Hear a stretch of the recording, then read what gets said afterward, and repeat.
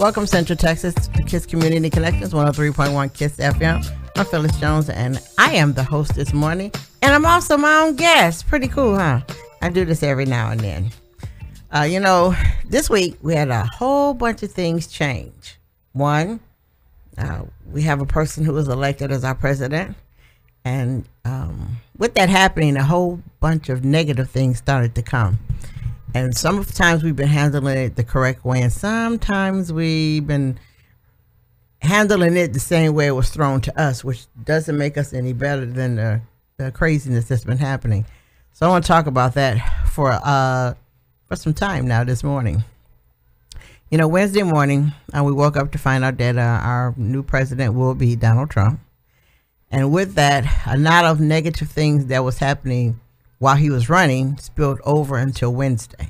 So Wednesday, some of the hate, some of the anger was expressed the wrong way, and some people handled it the wrong way when it went to them. And I'll explain.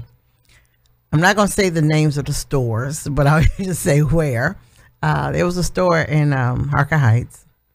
Wednesday morning, a lady went in there, and she went to the store, and she was a Muslim, so she had on her head wrap. And she was told that, she can't come in that store with that head wrap on because Donald Trump is going to be the president, and that won't be allowed. She talked to the manager of the store, and the manager of the store said, I need to see the tape first. And she left. Well, I talked to her, because she asked me about, was that a terroristic threat is what she wanted to know. And yes, that is. It's also harassment, and legally you don't have to deal with that. And I'm glad to hear that all she did was just walk out of the store, but I told her she can actually go to the police department and file charges on the person who said it.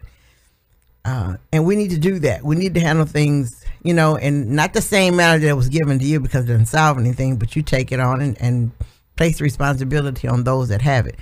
She was correct in talking to the store manager. Yes, because that's his employee. But also she can go to the police department. She has that option to file charges against that lady and let her know that I don't care who the president is. You can't say what you want to say. You can't go at people that way. There was also a store in Killeen.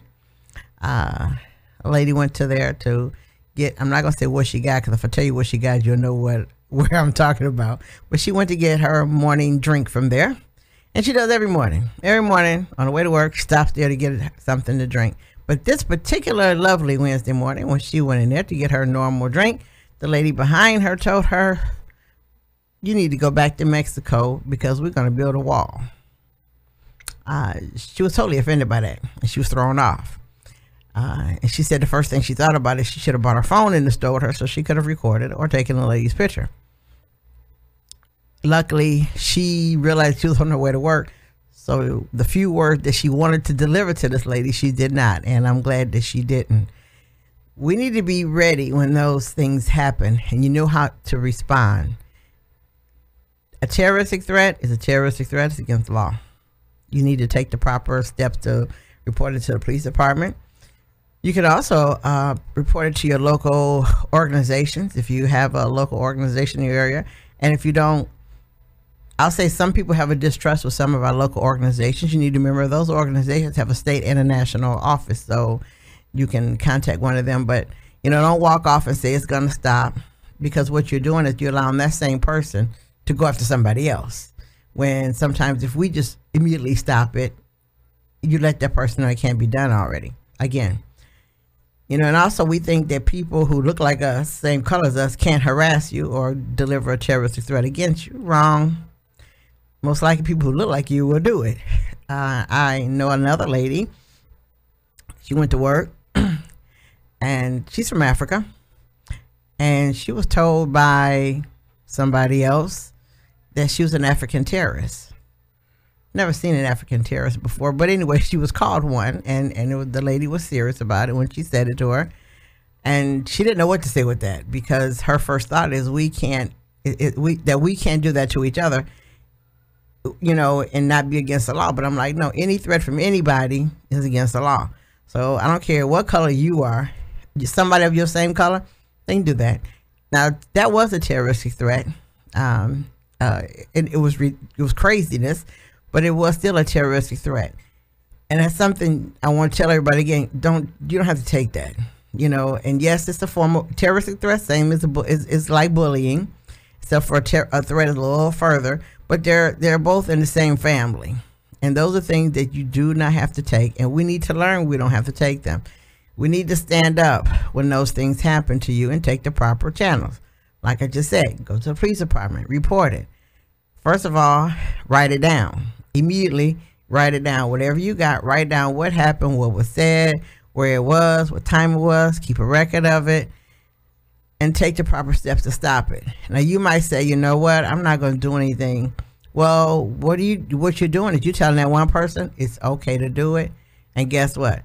They're going to have another victim, and there'll be another one, and there's another one, when you could have taken the proper steps to stop it.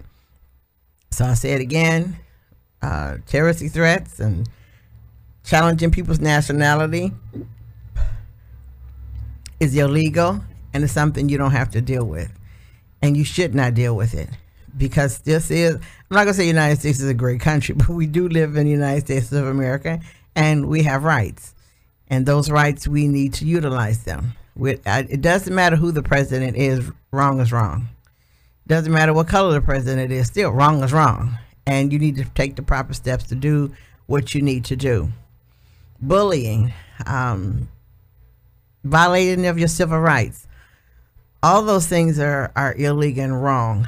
And a civil rights violation, I'm going to define that, because I've had some people that were totally confused about civil rights violations. First of all, anybody of any color, the civil rights can be violated. That's number one.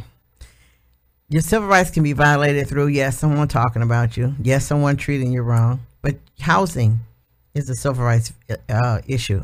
It was violated. Being a veteran and your rights being denied is a civil rights issue. Education, communication, any and everything that's said against you is a civil rights violation. I've had people say, well, someone telling you what you can and can't do and putting the pressure on you of saying you can't do this, you can't do this, but naturally you can, that's violating your civil rights by shutting you down. So we need to take steps to correct those things, and we don't. A lot of times we'll call our friends and we'll tell them, you know what happened to me today? This happened. And the person asks you, what you going to do about it? I'm not going to do anything. Well, then be quiet. I'm like that. Then be quiet. If you're not going to do anything about it, be quiet. Because you're just as bad as the person who did it, because you're just going to shout it out to all your friends. You feel better when you actually don't. But you've thrown it on their shoulders, and their first question, so what are you going to do about it? And you say, I'm not going to do anything. Then to me, you just leave it alone and let it continue happening to you because you simply don't mind. Bullying in the workplace is a violation of your civil rights, and it's bullying, and bullying is illegal, and we need to take steps to stop it. Because once you inhale it and you ingest it, that becomes part of your makeup.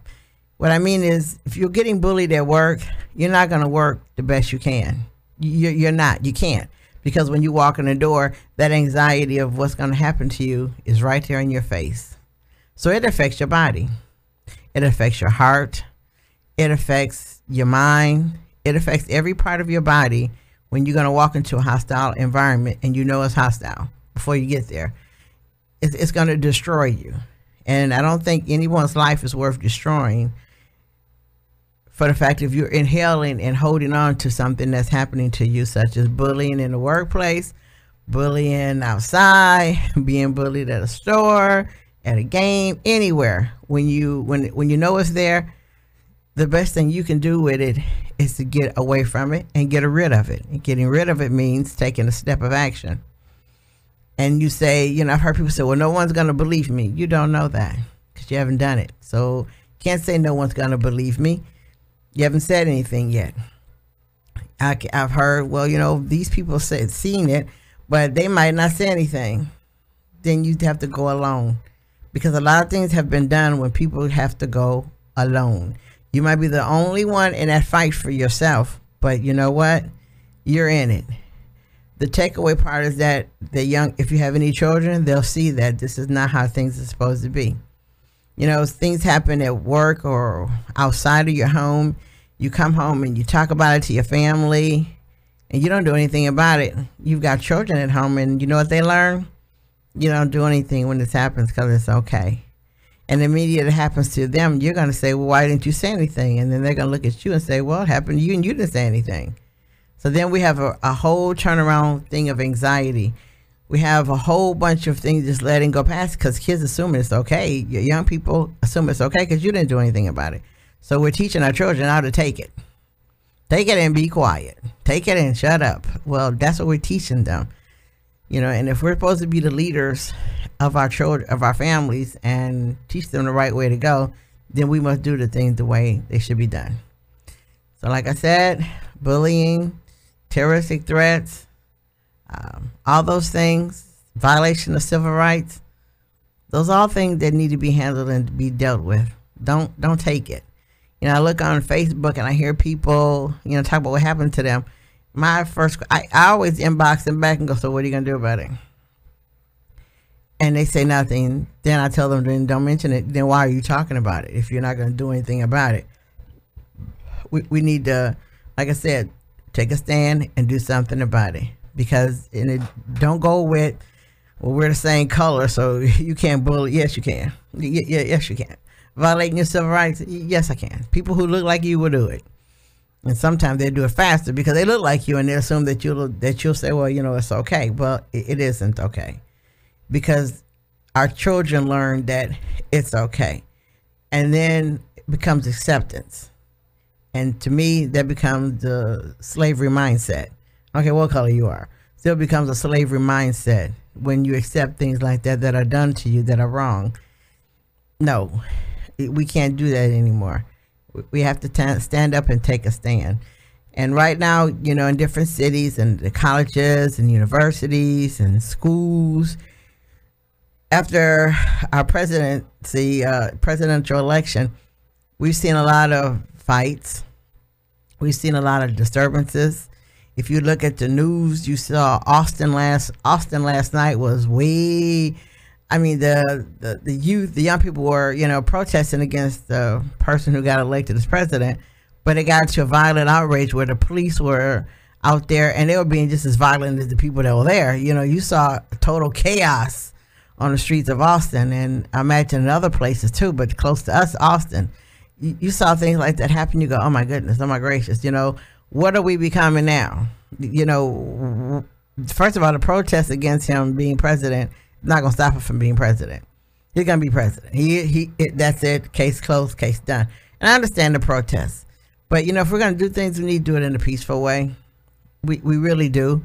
Because if we know we have sometimes this police violence against people, sometimes we need to do things in a peaceful way. And I'm not justifying what the police did in Austin. That was really bad too, because I watched it. I wasn't going to look at it, but I looked at it anyway. And I'm like, oh my goodness, they're really going after these kids.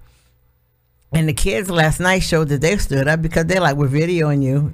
I mean, if anybody saw it, the kids kept saying, we're videoing you. Do you know we're videoing you? And, you know, the police officers couldn't stop all of them from videoing, because that was impossible. If you looked at it, it was like 20 or 30 kids all saying, we're videoing you, what you're doing. We're videoing you. So the police were outnumbered by a bunch of young people who stood up for their rights, and they did not step down. They stayed up on there, which I say I'm proud that they did. They didn't scatter. They stood, these are my rights. They knew their rights. They knew what they could and couldn't do. They stood the right amount of feet behind the action of what was going on. But they all let them know, we're videoing you. All of us, we're videoing you. So to then I'll say, if you're going to do a protest, we're going to do a march or any form of standing up, make sure that, you know, you have a plan of action. Make sure everybody know the rules of the law, because for standing up for your rights, the last thing we want to see you done to you is that you get arrested for it.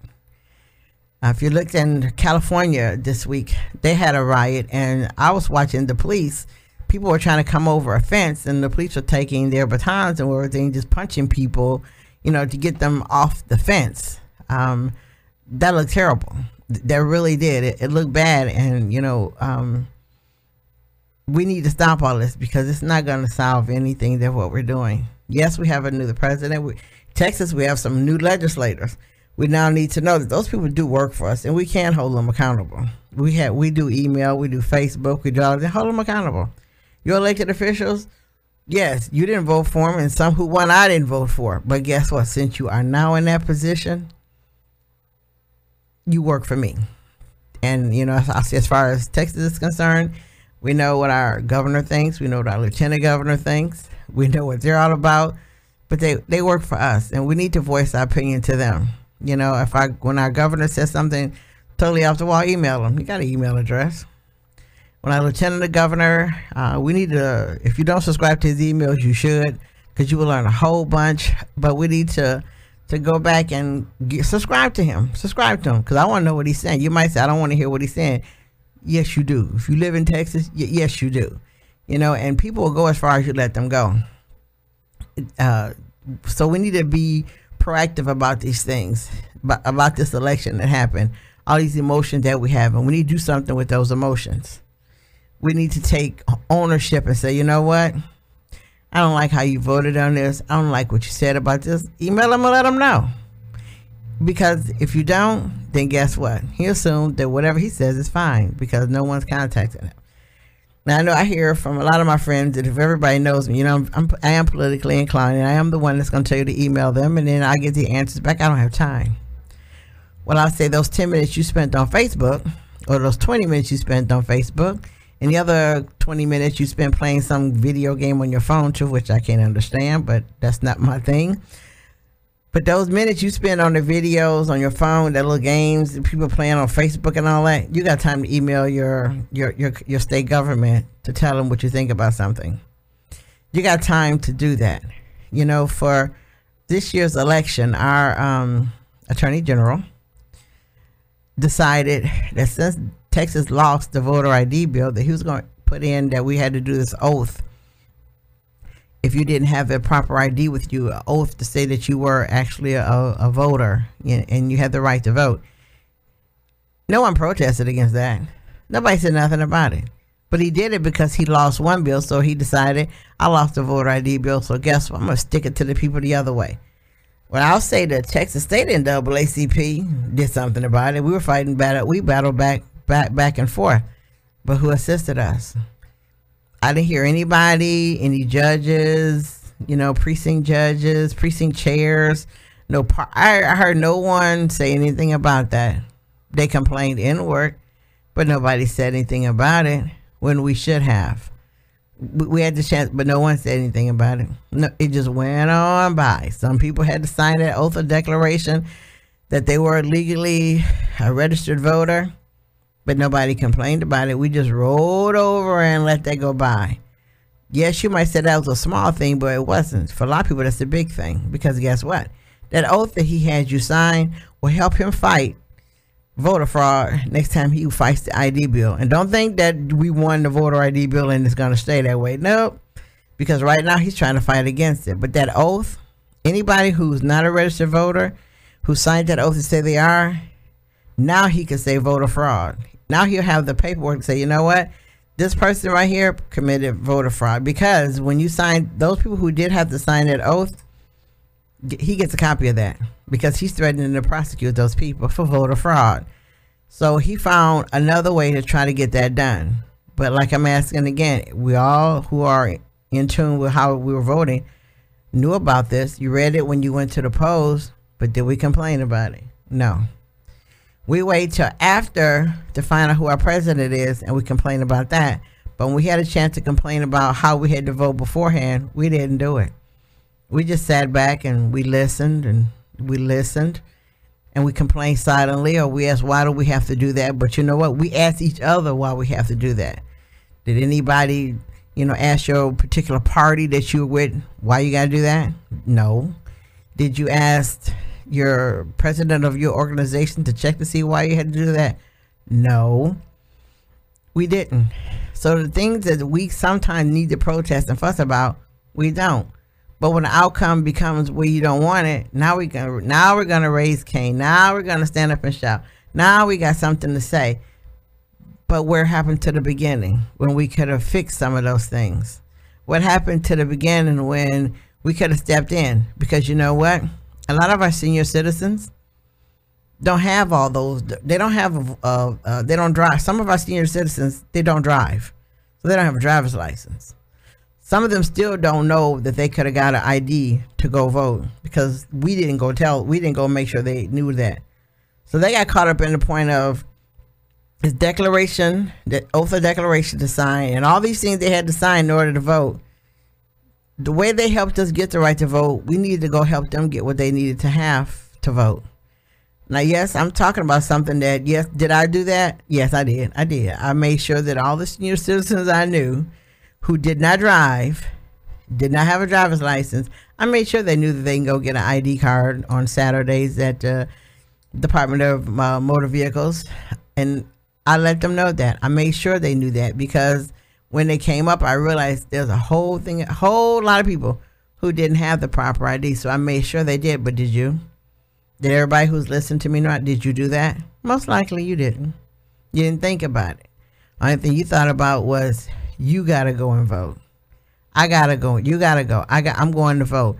But did we stop and think about those who fought for us to vote, who now are being denied the right to vote simply because they don't have that? They got their voter registration card. They got that. When that's all but they don't have that ID card that you had to have as a secondary backup. They didn't have all those things. They didn't know to bring some of those things to the polls because some of them, they just didn't know. But you know what? They used to make sure that we had everything we needed to do when we had to go and vote. But we failed to make sure that they had everything to go. So, you know what? We need to wake up and stop doing that. Those of us who are living in the I-me world, you know, the I-me world, yeah, your I-me world is going to be destroyed. We need to get out of the I-me world and go back and teach. Like I said, our elders right now, our senior citizens right now that are in their 80s, some 90s, who were part of the fight for us to get our right to vote. And if they weren't, their mothers or fathers were. We need to go back and take care of them and make sure that they know. You know, it's one senior citizen in, I'll say in Killeen. I go to her and I give her everything she needs to know about whatever's been going on. If something's hot and new going on, I make sure she has a whole bunch of it because she talks to a lot of other senior citizens and they get the knowledge. You know, when bullying became a huge issue, she called me up. I'm not going to say her name. She called me up and she goes, what is this really going on? Okay, so I realized she doesn't know. She's retired for years. She doesn't know. She doesn't know. So I went over her house, gave her a whole bunch of paperwork about bullying. Now, she knows what bullying is, but she didn't realize that it had got to the height of what it is. So I took a bunch of paperwork about bullying, what was going on in the schools, what was going on in the workplace. She couldn't believe it. But you know what? She went around and she let all the other people who she knows of her age exactly what's going on. So guess what? Now they're helping us fight because they realize what's going on and they're retired. They know how. They got the time. So they've done that. So as we do these things and as these things have been done, we need to go back and remember our senior citizens.